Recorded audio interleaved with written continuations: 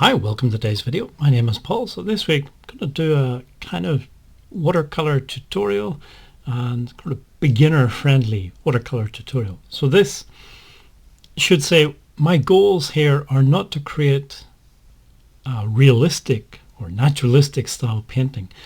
It's representational. In other words, it is a landscape, but it's a very abstract style of landscape painting. So the tutorial is not for everybody. Some people prefer something that's more representational, more realistic, but I do my style. Started off, the materials that I'm using are Sennelier watercolor paint, mostly. The paper is by the French company Arches, or whatever way you want to pronounce that. It's quite a rough paper, so a cold press paper, but quite rough. It has quite a lot of surface texture. I use just one brush, and it's a synthetic hair mop style brush.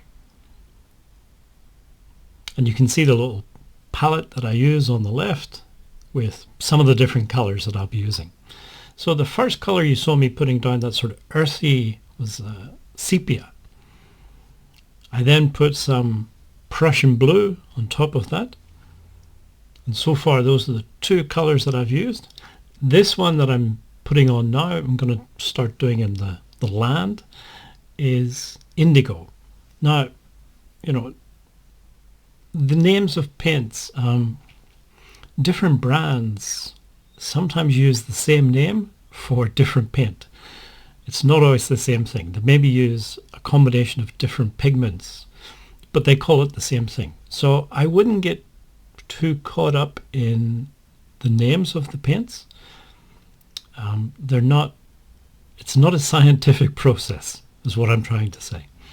So I'm using blues and sepia.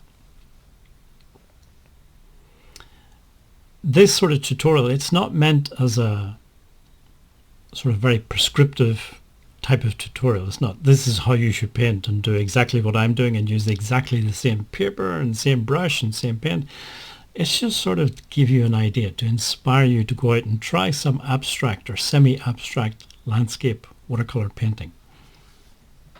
I don't use any references because I like to keep everything loose. See, once you use a reference, reference photographs tend to have lots of details. And when you're faced with all those details, you've got to decide which details you want to include, which ones you're going to leave out. How do you make that decision?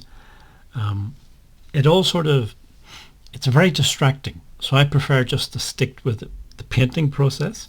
And I don't use any references. I just keep everything very simple. It's a very simple composition. In my mind, I was thinking it's going to be a sort of winter landscape. And that was sort of the only idea that I had. And that really only affects the color choices that I made.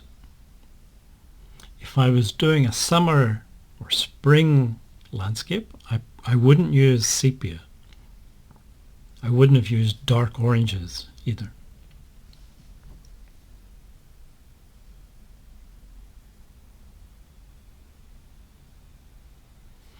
This is a scan of the final painting. Let's say with the sky, I was trying to get this sort of heavy overcast winter sky. So using the dark sepia for that, mixed with a bit of blue. The landscape is also quite dark and dull, and I'm thinking sort of midwinter, everything's quite dull and dark. There's not a huge amount of bright color in there. When I'm thinking about the color palette that I'm going to use, the time of year is the main thing that influences me. I don't really get into all of this color wheel and contrasting colors and split complementaries and all of that. That's fine if you want to get into that. It's not really what I do, but there are a lot of people who go down that route as well. Last thing I'm going to say is the paper. Choosing the paper. I say this paper I'm using has quite a prominent surface texture, and depending on the resolution of the screen that you're watching this on, you might be able to see that texture in the final painting. So that's the thing. With watercolor painting, the paper that you choose to use does have an effect on how the final painting looks. Some people like that texture, some people don't. There's no right or wrong. It's something to be aware of. If you want less texture, you can get other brands that have still cold pressed paper, but there's less surface texture. You just got to experiment, play around, and find something that works for you. If you made it this far in the video, thank you for watching and listening, and hopefully see you again in next week's video.